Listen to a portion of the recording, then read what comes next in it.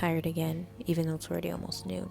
It feels like that's when the day really starts, although most of the time, I've already been awake for 5 to 6 hours, but the switch in my brain is just now flipping. Changing the scenery simply by getting out of my bed and walking down 2 flights of stairs to my friend's room. To think these people were once complete and total strangers. Stressed, going into this last stretch of classes, for the semester at least. Finals coming up, and making sure that everything is submitted, but I somehow still miss an assignment here and there. Changing your major, picking up a minor, or maybe even getting a new minor. Stress. What is there to be stressed about? You're anxious. You don't even know what anxiety is. I heard that a lot growing up, like it was supposed to flip a switch in my brain or something.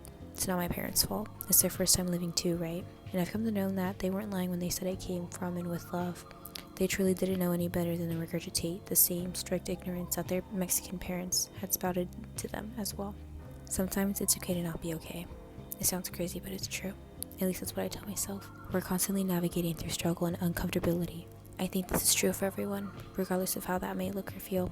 Comfortability is impermanent, and for me it can be seen or described as a bubble. You have your friends, and you have the place across the street that recognizes you when you walk in, the routes you take daily, the particular neighborhoods you go to, the language you've come to use, the news and media that you choose to consume. I could never do that. It's almost like a trigger phrase, really, something that cracks my comfort zone. But this is also what tends to be the response from people when I say I'm from California. It usually follows a, you're so far from home, you're so far from your family, or why would you leave California for Chicago? It can be very hard expressing how I feel. Feelings can be really embarrassing for me. I was always the dramatic kid, as my parents told me, or I was told I was whiny or too emotional. But I'm also the oldest of 3 at the end of the day. I have to know better and be an example for my 2 younger brothers, and I do take that job very seriously.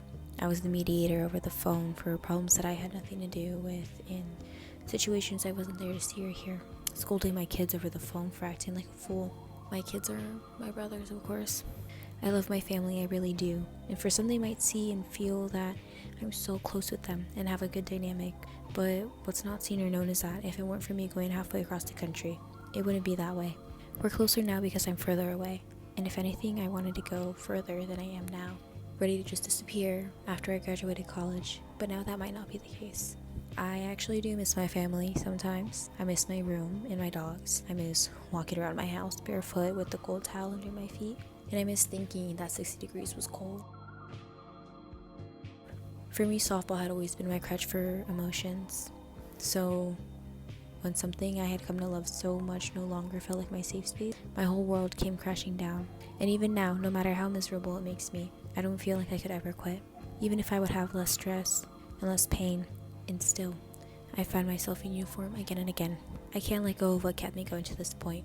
The 8-year-old crying with mustache socks in her hands because she was told if she didn't eat her sandwiches at school, she couldn't play anymore, would be livid.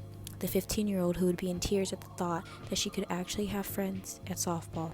That people actually seem like they want to get to know her past the surface level. That people notice when she's maybe not feeling the best or check up on her after the game. The 16-year-old who didn't know how to bear everything on her shoulders, writing letters to her future self, hoping it would motivate her to read them if she got to that age that she labeled it with. The one who started giving herself a reason to feel hurt. The one who started taking a bunch of random pills in the medicine cabinet thinking no one would notice that she was trying to make herself sick.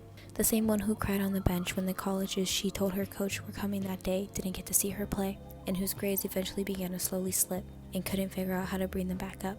The one who couldn't ask for help. The one who had never gotten certain attention before, so she didn't fight enough for herself.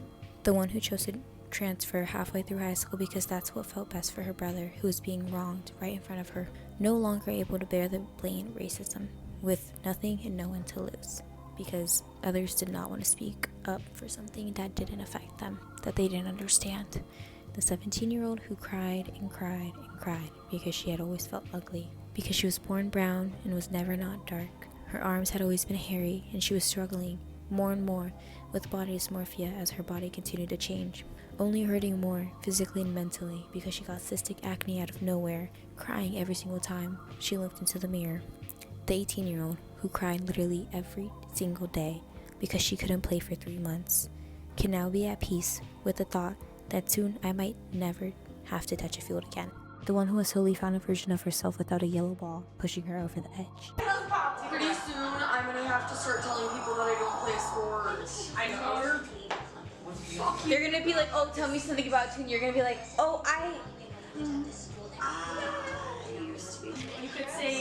You could say you're a lover with hobbies, and you like green, and you also enjoy sports. And you have 320 colors. Yes. Okay, that's not good. Fun facts.